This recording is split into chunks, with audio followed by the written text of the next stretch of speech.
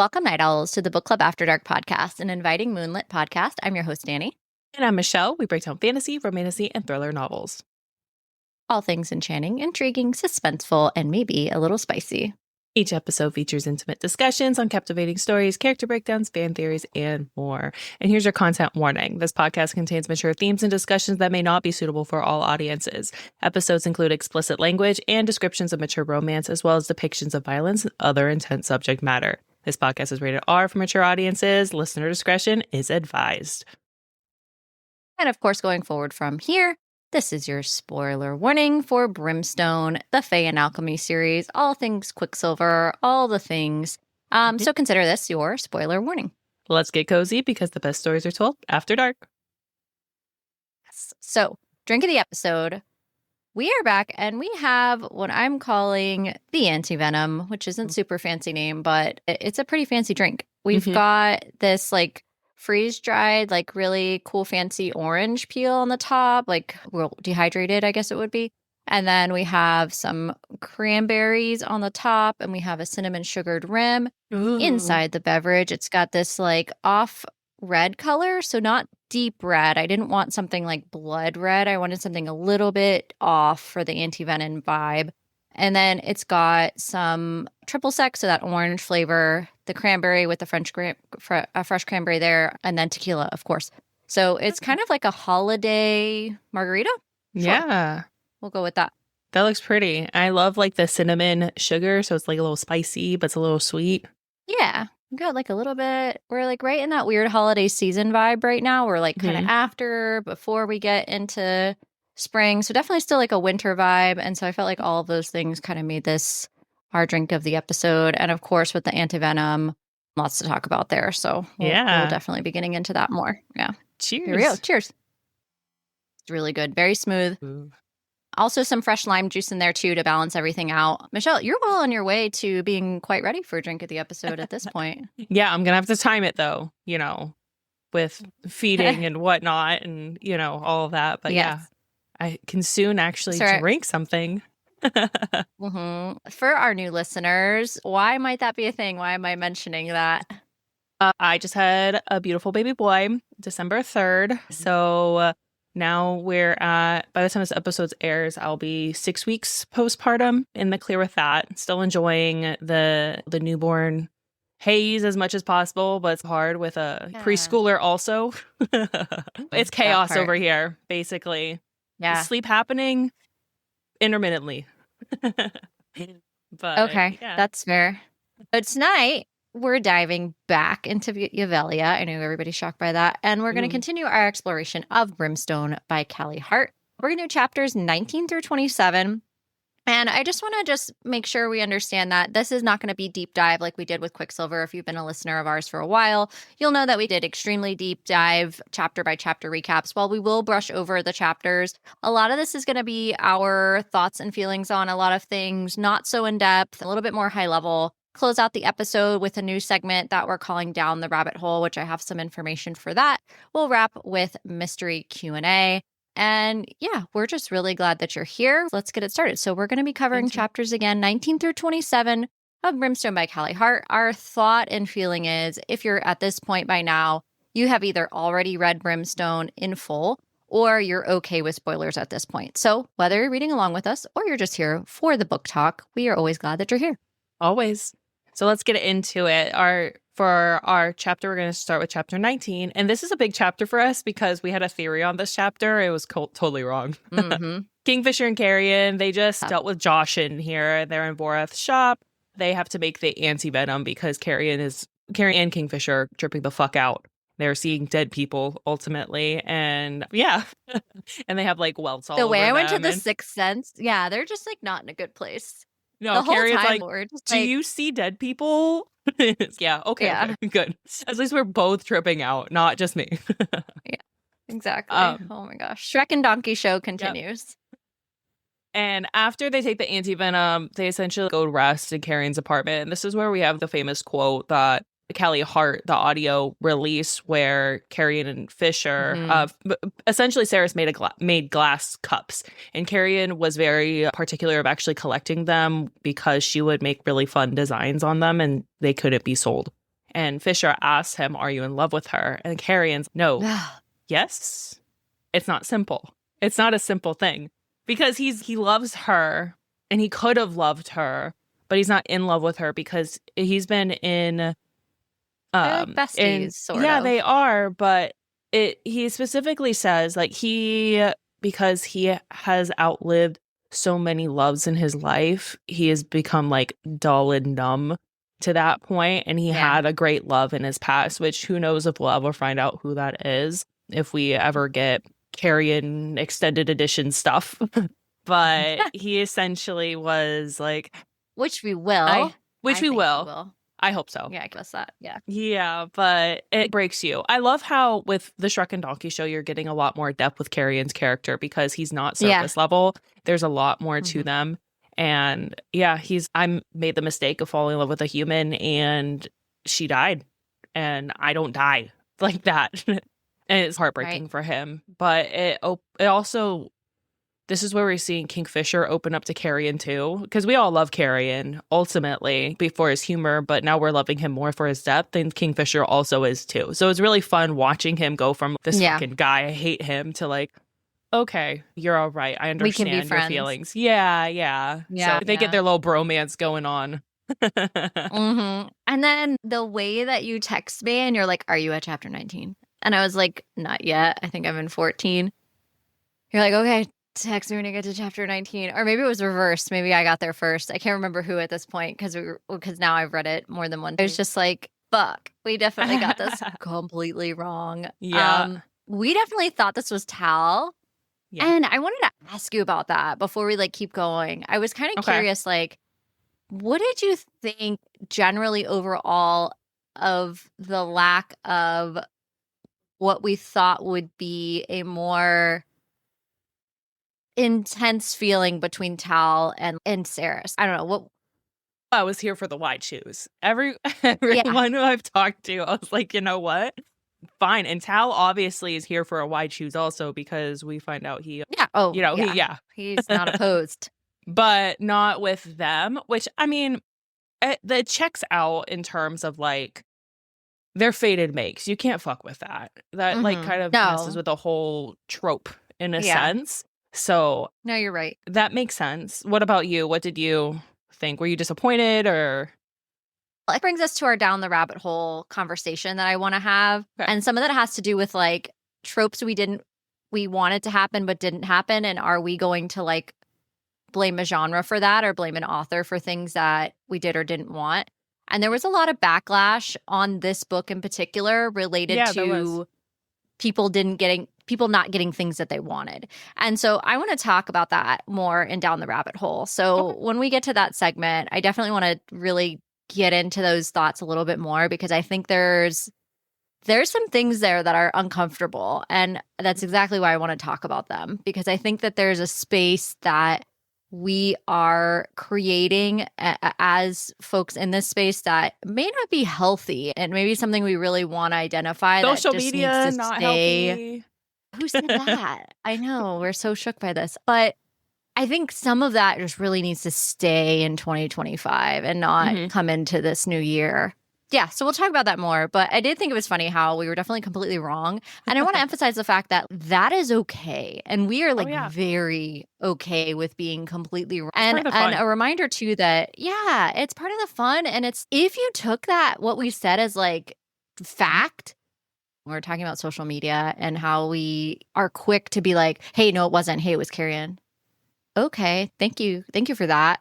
You've read it now, so now you know that it was Carrion, but we appreciate you letting us know that. And it's, what's the goal there? You know what I mean? We were just having fun, like thinking about, we definitely think it could be this. It's got to sound like this. But did we know? No. And actually, I think what it did was validate the fact that we had no idea either. We're just readers trying to enjoy and go on the ride with everyone else. Chapter 20, Saeris.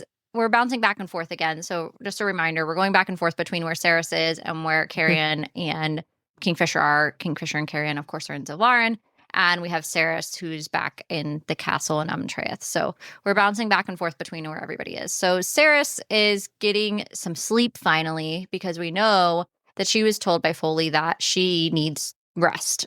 really needs rest desperately, or she's not going to be able to get herself where she needs to be. So she falls asleep, and she's in this snowy cottage type deal.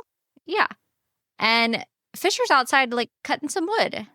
And she's talking to him, and Onyx is in the cottage, and he's been following along in these dreams. And they finally have this moment, because we're already in chapter 20, and him and Saeris have not hooked up yet, which is wild, because I thought they probably would have done some kind of spicy time. They did in chapter 7. But not. They had it was chapter 7. He, like, bit her. Yeah, but it wasn't, I guess, ish. I don't know. I thought that this scene was more their style. I don't know. Yeah. I know they had one hookup scene in chapter 7. But this to me was more in depth. It was a longer, I don't know. I just felt like it was this more was drawn out. Yeah. I get what you're saying. Yeah. Yeah. It was more like book 1. This scene in particular was very much more like their relationship that we've seen they so were far. savoring that had nothing it. to do with. Yeah. Exactly. And it's like just them in the cottage. It was just giving those vibes that are like they weren't rushed and they were just having some time together. And so they have this spicy time together, which is very romantic. And they're like talking to each other, like she thinks she's dreaming, he thinks he's dreaming. They are asleep actively. And they figure out, like, maybe this is some kind of part of our bond that we can be separated but meet while we're asleep. And the way that this reminded me so much of, what am I going to say, Michelle? Do you know? No. I'm going to say Xaden. Oh, yeah. And in Fourth Wing. Yeah. Or Onyx Storm is when. Yes. This was giving Onyx Storm vibes for me. So I was like, okay, we're doing the same thing. Yeah. Dreamwalking. So they're dreamwalking in this, and I was like, okay, we've seen dreamwalking before, but that's okay. And just a reminder too, like a lot of the tropes if you're new to romantasy, you shouldn't be surprised that you've read other types of things in other books. There's overlapping types of things. It's just the way that the storytelling is different and the way that the author takes us there. That's not a diss. It's just something that's an observation. There's only so much someone can create. Most things are recreations. Especially when you're going into a Fae realm. It's okay. We know certain aspects of the Fae are true in every single genre. It's just what's unique with Callie Hart is she mixes and matches a lot in the different genres. But it's just because someone does something or writes something that someone else has written doesn't mean plagiarism or whatever. They've used it as source material and recreated it as something that as their own. Yeah, so it was giving Violet dreamwalking for sure. I was getting, but I was also like, okay, so now I've read 2 books in 2025 with dreamwalking. Got it, check, and we're moving on. So yeah, we had our spicy time, and then we find out that Everlane was at one point in love with Taladeus, and that they were betrothed, like to be married. So there's some information there that we didn't have before. But Tal ends up fleeing the Winter Palace because he's actually in love with someone else. So the love triangle we thought we were going to get wedding. for Tal. Yeah, night before their wedding. Yes. Yeah. Oh, yeah. It was devastating. And so also, you have to think too, there's what we thought we were going to get for love triangle and what we got, which was not what I was expecting. Yeah. So I was not expecting. No, I'm like, Zilvaren. She's awful. No, maybe she wasn't bitter at some point in time, but she's just awful. I'm like, Tal, what? Yeah. You could do so much better. You're so sweet and thoughtful. Like you literally tried to kill the whole court and save her. But, her. Okay. All right. So after we learned that, we go to chapter 21, which is another skip in time to Carrion and Kingfisher. Essentially, as they slept, Saeris healed him. And Carrion's like, that's not fucking fair because Carrion's still covered in welts and shit.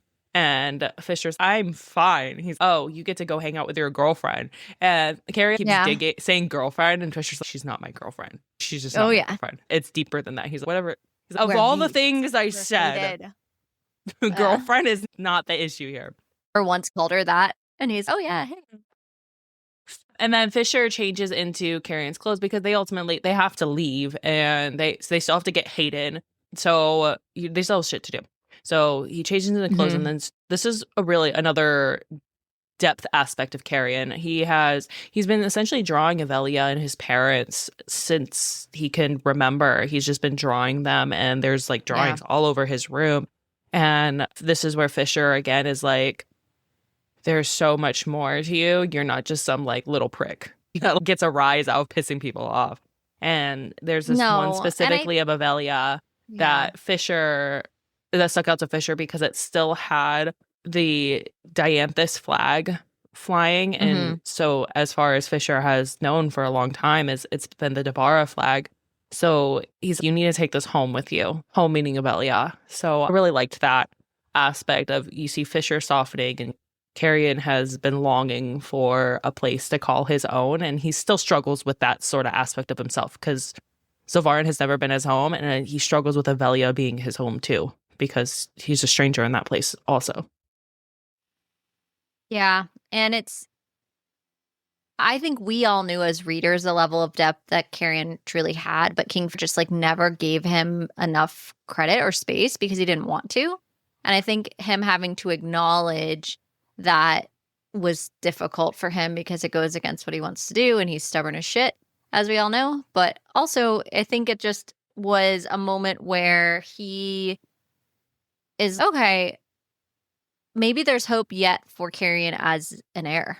Yeah. And I wonder, too, if that's like part of what we're seeing here, too, is just like this from a writing perspective, from a Callie Hart perspective. Is she taking us on this journey with those two specifically? What is she hoping to attain, make the story go forward with? I think a lot of that has to do with credibility for Carrion overall and with the Fae. And so if he has credibility with Fisher, that goes a long way with everyone else. And he hasn't had that.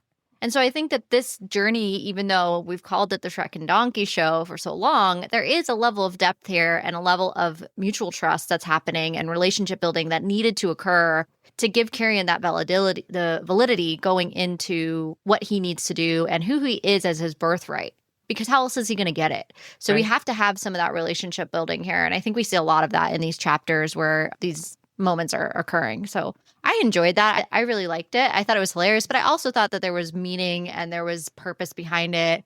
And it made sense. That middle book. Yeah, like it made sense that we're going on this and that they're separated. Like this needed to occur somehow, and it couldn't just be on the back of Saeris. That wouldn't have been enough. He needed to have his own relationship with his own Fae relationships building separate from her. And so we see that happen here, which I really enjoyed. Yeah. In chapter 22, so we're back with Saeris. Saeris is trading with Lorith. And the Saeris chapters, I think it's good that we have the Carrion Kingfisher chapters because there's a lot of comedy there. And the Saeris chapters are very heavy in terms of like magic building and her journey. So you have to have that balance, or I feel like it would have been too much, honestly. It's been a dark book.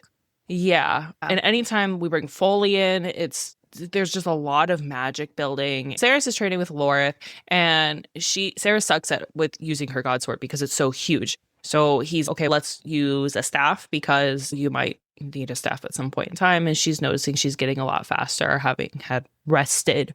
Although the resting wasn't very restful. Yeah, we know. Then after training, she goes and sees Foley, and Foley's whole point and throughout this book is to basically give Saeris information because we need to know a lot about the magic system of the alchemist, and Foley's like the only person because his family line had an alchemist in it, and he's just the one that knows, and he's been hiding in this library for 700 years, so he's read every single fucking book that they have. Yeah. So time out 1 second. For those listening, Michelle, what is an alchemist in case nobody knows what that is? So an alchemist is someone who can transmute metals using magic. That's essentially what an alchemist does. And alchemy has been like referenced all throughout history, ultimately as like a magic user. A lot of people use it or in the past, it's been referenced to like transmute simple metals to like gold to be sold. But here we have Saeris or alchemist who's able to turn quicksilver as like a liquid metal into something else that can be used, or other metals. Ultimately, they can forge them. So if you haven't known so far, that is what an alchemist is. Just a reminder. And also it's a Fae and Alchemy series, so you should learn. You should know.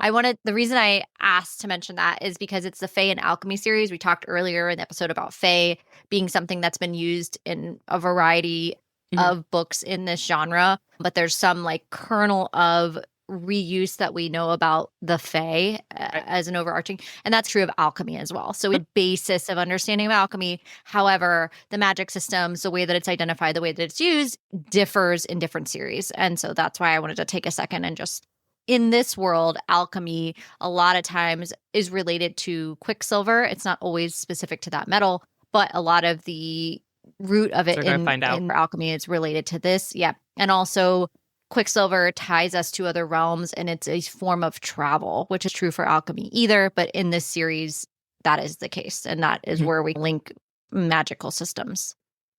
If you're watching, you're probably wondering why Michelle and I suddenly changed clothes. Well, we filmed this episode, and Michelle, why don't you tell them what happened? What you tell them. Yeah. So we filmed the episode, and about 20 minutes in, my video just disappeared.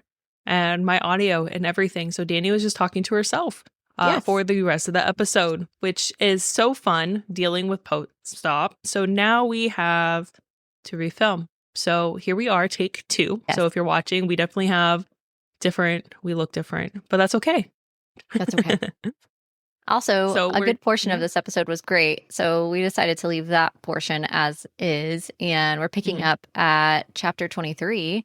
And we'll finish this puppy out, act like everything went smoothly, and we're good. We're home free. But we appreciate your patience. We know that a lot of you listen each week, and I know that we didn't have a drop for you this past Thursday. So our apologies on that. It's usually not typical of us. I don't think actually it's ever happened where we've missed our deadline, if not maybe by a day, but I don't think we've ever missed it by this long. So, things happen. We appreciate you bearing with us. And let's get started with chapter 23.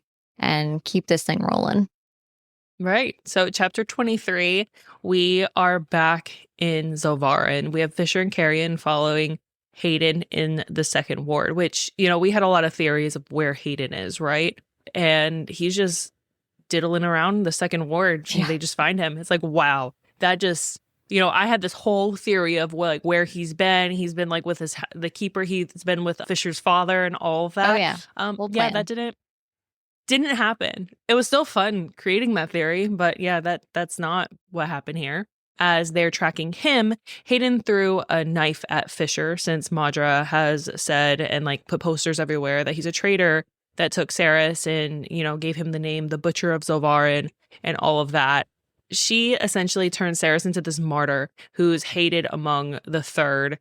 And Fisher at this time is just listen, Carrion, you deal with this because I'm not dealing with this right now. I can't deal with the stupidity of what he's saying from this woman who doesn't even give them fresh water, that you're just going to believe everything that she says based on posters and whatnot. So, which I don't blame Fisher. He's just I'm done. I'm so done after all that we've been through. Yeah. And honestly, Hayden, I'm just sir, but also, okay, we get it. You're brainwashed, whatever. We get it. He will continue to disappoint in his perspective of Saeris and all the things. Wow, you were sheltered. You were such a sheltered little boy. And then... and unappreciative. No, very unappreciative. How Saeris literally sacrifices her life on the daily for you, and you're going to be yeah, Madra said you're a traitor, so... Yeah, what the hell? I can't with Hayden. He just annoyed me from this point forward. I'm just annoyed. He annoyed me from the very beginning. He's just very annoying little brother-esque. Hopefully he comes into his own in book 3. But for book 2, he kind of sucked. Yeah. So agree. Carrion then finds out that Gracia, which is his mom in this generation, she died, and they attend the funeral in the desert, and they have this whole they burn the bodies and everything. Mm-hmm. And Fisher and Carrion have this sweet Fisher lets Carrion hug him and lets him grieve, and then they leave. Yeah. They have this little moment together. And then we go into cleansing day in the third, which really just pissed Fisher off. Fisher really detested Zilvaren and Madra before, but now really seeing that this is cleansing day, he goes crazy. It's bringing up what happened to his mate, right? So it's bringing up that reminder of the cleansing that happened to Saeris and related to as far as her inability to procreate. And there's a sterilization that is Madra approved, and essentially that she takes the folks that are in the third, who are the poorest of the poor, and has them sterilized. And it's just, he can no longer hide his contempt and rage, and he just starts to use his magic to kill all these guards and cover the city entirely in darkness, because he's just so enraged at what he's seeing and doesn't want to see this continue.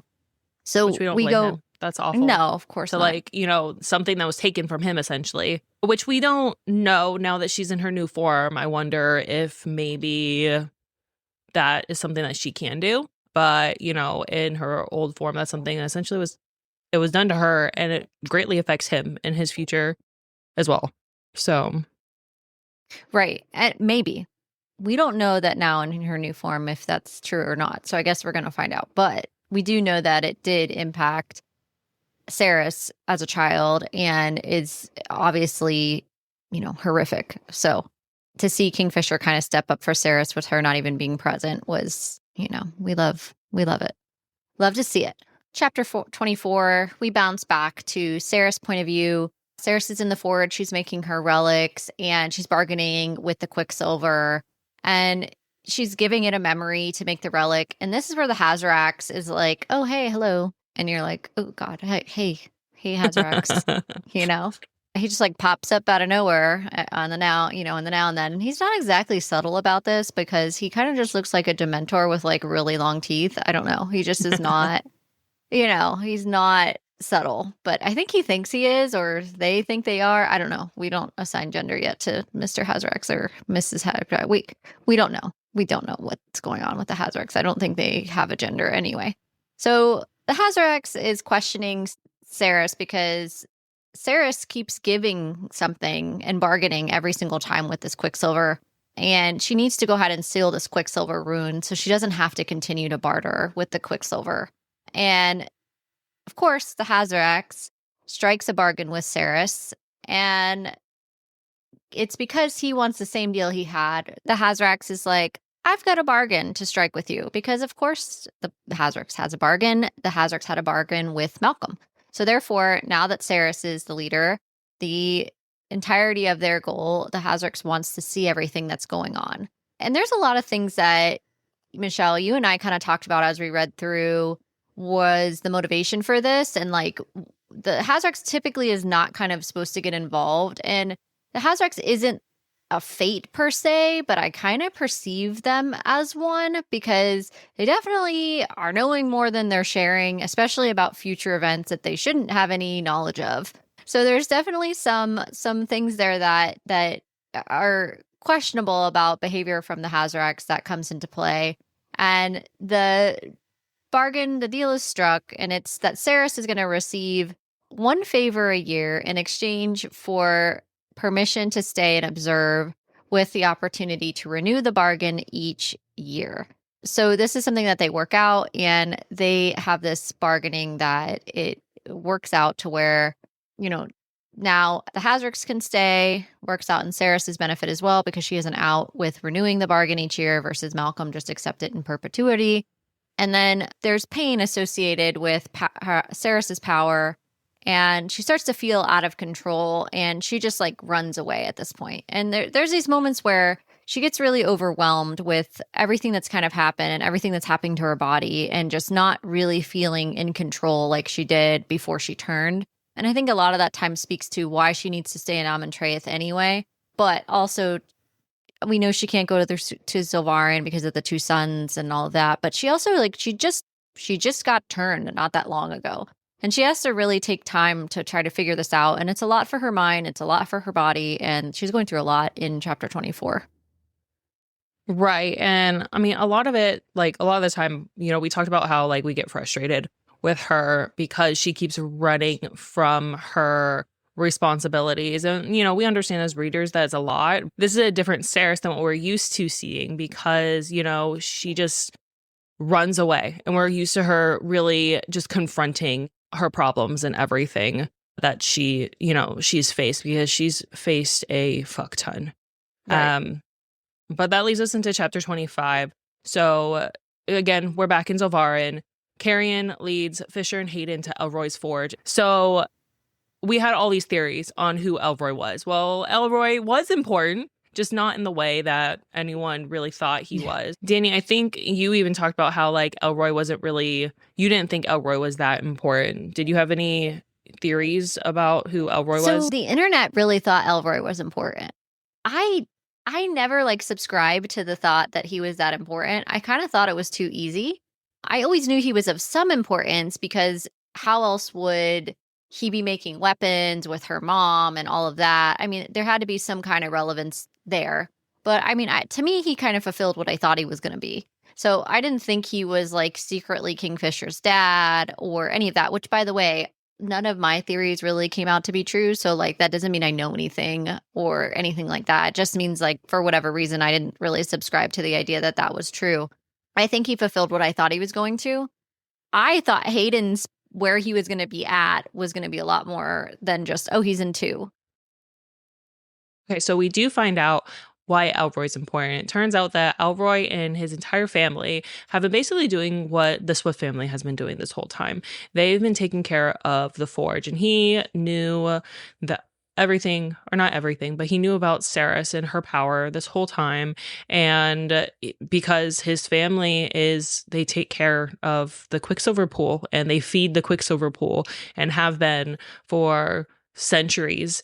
And this is why the pool is, as Fisher says, is like the biggest pool he's ever seen. And Elroy's like completely unfazed. He's like, whatever, it's a Quicksilver pool. I don't give a fuck. It also makes sense with Saeris of, as a kid, like how would she like mask the fact that she had some magic? She didn't, is the true story. No, Elroy she didn't. Yeah.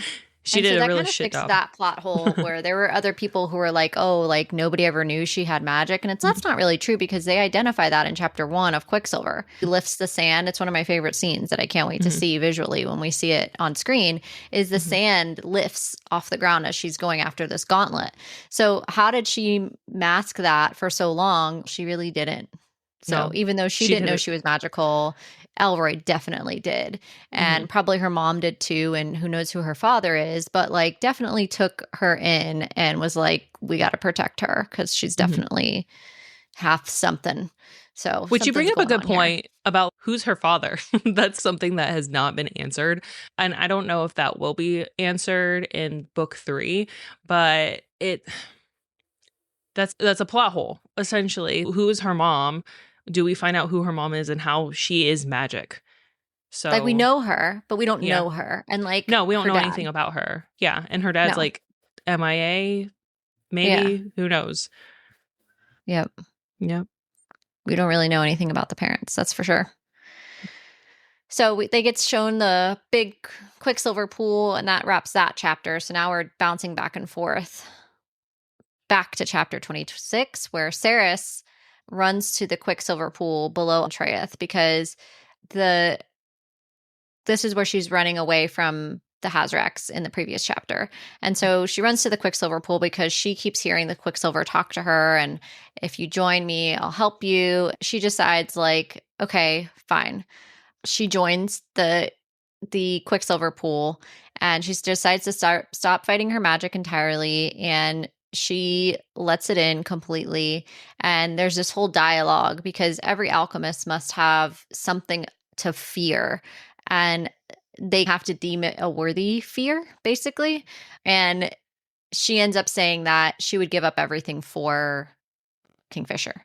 And that's her biggest fear is Fisher. And so then that means that she has something that she holds dear that isn't just the magic, that she isn't going to be so in power that she has nothing that can be taken from her. And that power just consumes her because, of course, power corrupts, as we've seen in countless stories through the ages. And so this is the thing that kind of is supposed to keep the alchemist balanced is that they have something that they could lose and something that would break them emotionally if they lost that, and something that keeps them from teetering over that edge. And for Saeris, it's Fisher, which we knew, but this is identified more very clearly in this moment. And the Quicksilver ends up throwing her back and it's like, all right, we're satisfied with that response.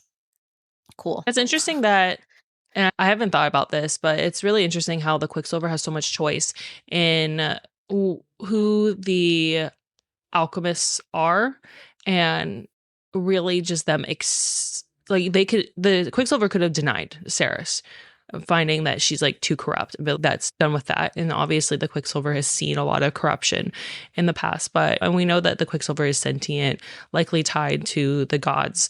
And it's just interesting that we're getting a lot of, I don't want to say character development, because I don't feel like Quicksilver is a character, but a lot of development in what like the Quicksilver is. I don't know. It's like of the gods.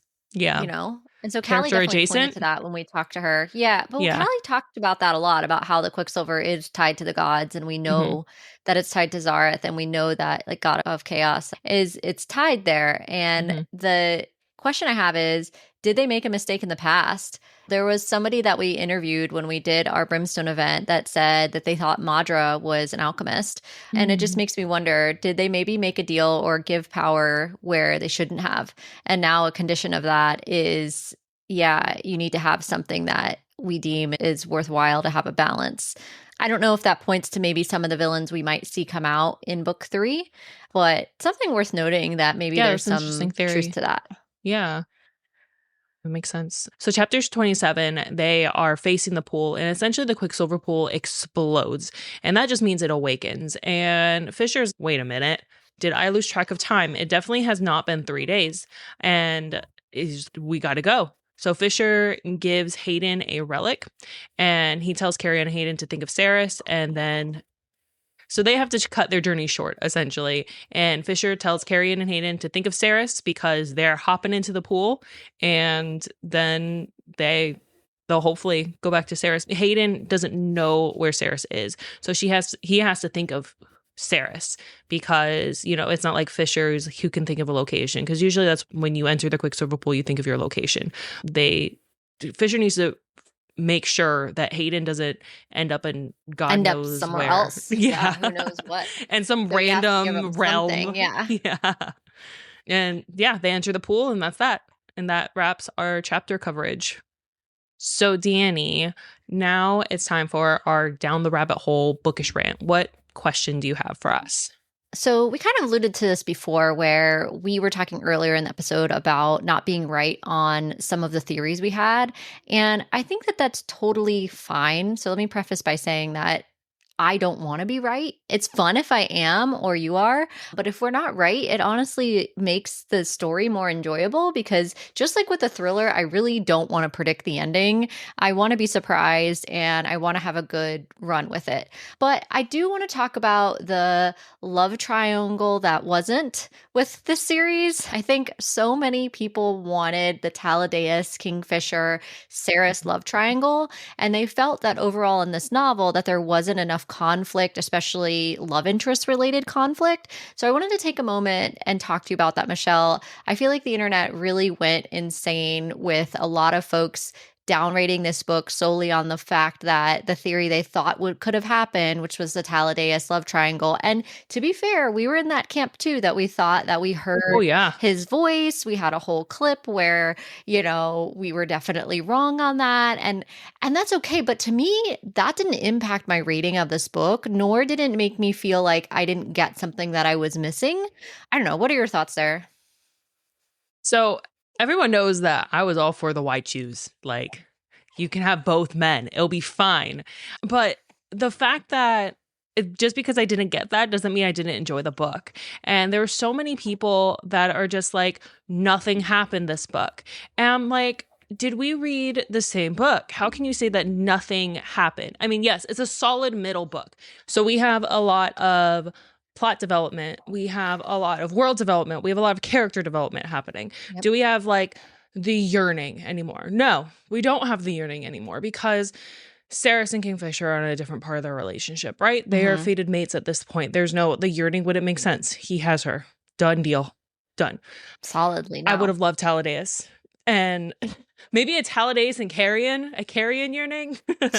I don't see now it. that we know. But I don't know. No, There's definitely a Danya disappointed. Carrion hookup, but other than that, I don't think we've seen Carrion's mate yet, which begs the question of like, maybe this is time for book 3 side character to have their moment. Ooh, yeah. I would love to see who Carrion's mate is. I hope it's not Danya. She pissed me off. I don't think so. It doesn't seem to be. No, you know, they can have a fling. It's fine. Yeah. What about you? What are your thoughts? I think there's people that are upset that the Renfis Everlane thing didn't pan out either, and that she's still asleep. So, you know, oh, she slept the whole time. We didn't get to see if that's panning out. Hurt. I agree that there's frustration because things didn't pan out the way you wanted to, but to say that nothing happened in the 600-page book is just not accurate. And I think simply unfair. Right. You know, she has to build to something for book 3, and you're not going to have the closure that you're going to have, and you're not going to have the excitement of book 1, because book 1 is you're starting the whole world. Everything is new to you. Everything has to be introduced. You know, Saeris' perspective now is very different than she was in book 1, but I still think in book 2 we get a lot of surprises. We get Fisher's mom. We get a lot of kernels of things that we had no idea where these things were going to go or how these things were going to work out, that worked out in we get to learn about in Brimstone. And I think that your thoughts on the titles and all of that it's just going to be really interesting to see where we go. But because a theory you had didn't pan out and a romance path that didn't pan out, I don't think it's fair to rate the book based on that, because your theory didn't happen. And maybe folks are saying like, they're not really saying that, but under the guise of saying like, oh, nothing happened. But because I feel like a lot of it has to do with the fact that the Taladeus love triangle didn't occur, and people are upset about that. And that just I don't think it's fair, in my opinion. Right. I mean, people love being right. Right? People love giving their opinion. People love being right. But just because you weren't correct doesn't mean the book was nothing. Because like you said, it's kind of an insult to it's definitely an insult to the author. It's an insult to Callie Hart, because she wrote this entire novel in order to set up for book 3. And I think people forget that this is a middle book. Middle books, they don't get as big of a fight scene. There's more build up to it. Just like the middle of a book. The same thing as the middle of a series. There's gonna be a little bit more build up instead of like this big climactic fight battle and all that stuff. So that's right. All right, let's wrap things up now without our mystery Q&A. Down the Rabbit Hole, though, is a newer segment for us. If you're enjoying that part of our show, please let us know. If there's any things you would think would be a good thing to go down the rabbit hole on, it is basically anything from, you know, big taboo subjects that surround a series we're currently covering, or things in literature that you want to know about, anything like that, let us know, and we'll be happy to consider discussing it in the Down the Rabbit Hole segment. So on to Mystery Q&A. I have a question for you, Michelle. I don't think we've ever asked it. My question for you is, you have to go to a black tie event of some kind. What cut or style of dress would be like a go-to for you? Or are you just not going? Better question. Do you just That's an option? Go? Is that an option? Yeah. Because not going, as of right now, leaving the house is like awful. Take that all out of the Target. Yeah, no, take that all off the table. But that's about it. It's a babysitter. All that's squared away. Are you going? Okay. Are you staying home? What are we doing? I am very much we're in Florida. Like, I love the idea of like sheared sleeves and or lace sleeves, but we live in Florida. It gets hot as fuck in here. So I like where you're going has very high AC. Sure. Well, that just reminds, because like my wedding dress, I just remember planning my wedding, and my wedding dress, it was like the lace sleeves. That was a very, very popular in the late 2010s. Oh, wow. And then I was like, wait, we're going to have an outdoor wedding in a garden. That's not in August. That's not. Yeah, it's good hot. idea. Yeah, it's very hot in August. It's not fall here. It may be cool in some places. It's not here. So sweetheart neckline, I'm very much, because I'm pear shaped, so mermaid silhouette is kind of my thing. And I don't know, I'm very like simple in terms of like, I don't like bedazzled stuff and everything. So A nice black. Just a black sweetheart neckline? Okay. Yep. Yep. What about you? Okay. I might stay home. No, just kidding. I don't know. For a black tie thing, I think it's tough because you do have to consider the elements, like where are we going? Is it to a wedding or something like that? Obviously, a wedding, you don't wear white, so white's off the table. So, I mean, I love the idea of a You good would sleeve. think, wait, you made a comment. You would think this is an argument I had to have with my wedding. My mom wanted to wear a dress with white in it. I'm like, you're in the wedding. You can't.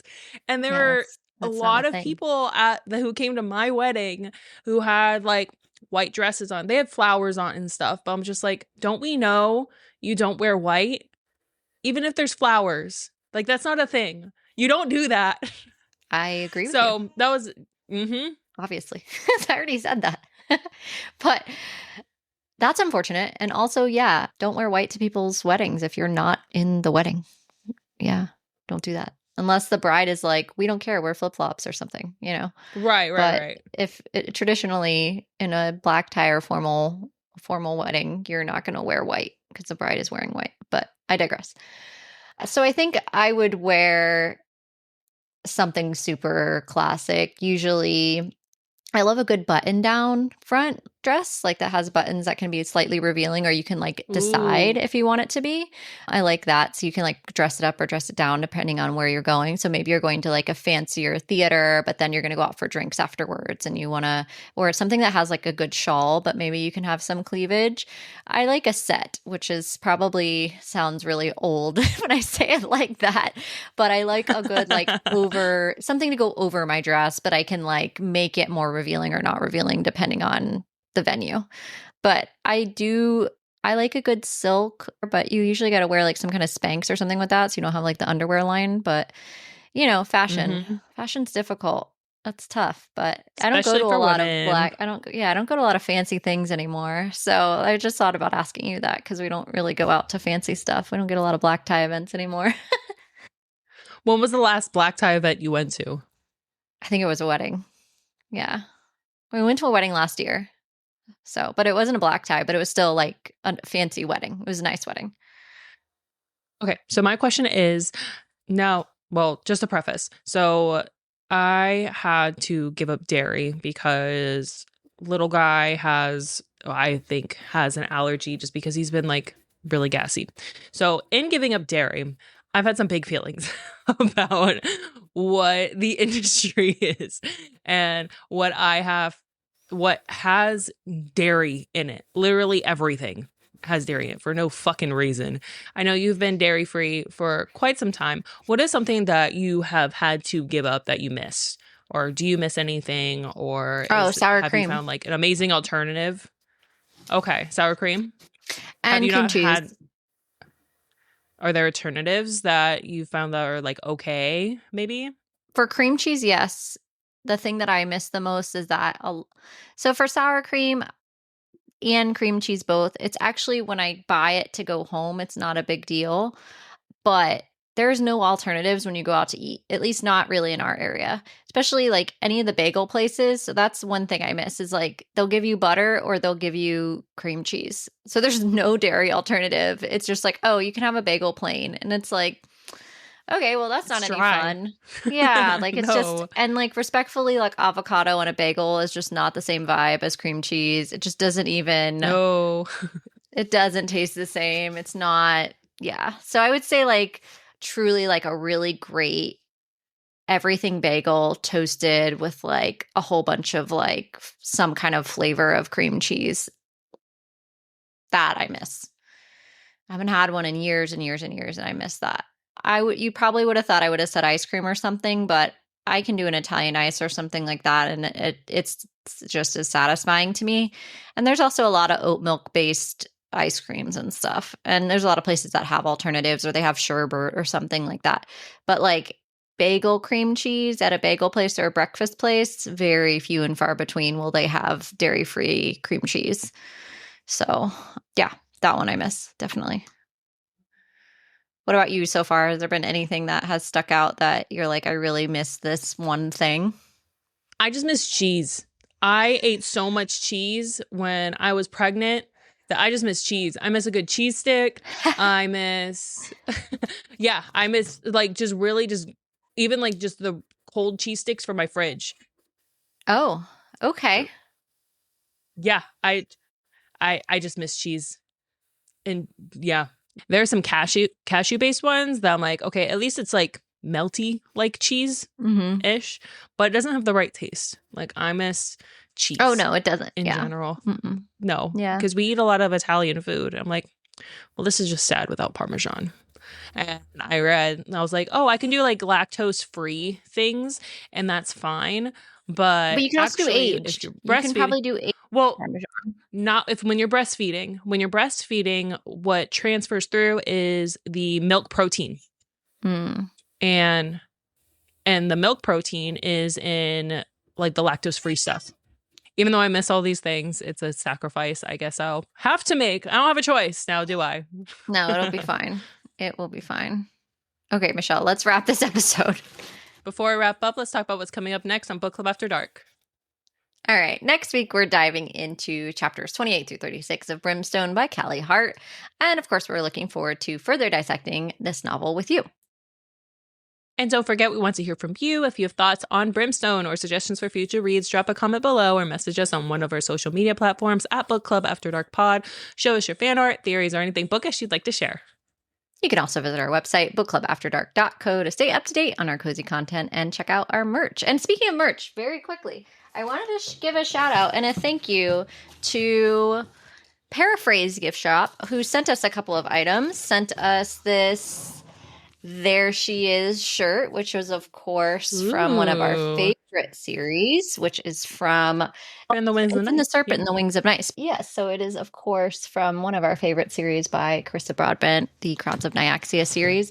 And, oh, we got a cool mug. We've got a mug that says Haunted by my TBR. Look at that. Very nice. So you can visit them on Etsy, and that is Paraphrase Gift Shop. So check them out on Etsy, and thank you so much for sending that over to us. Yeah, thank you so much. Those are so cute. All right, well, that's all for tonight. Sleep tight, night owls. Until next time, happy reading.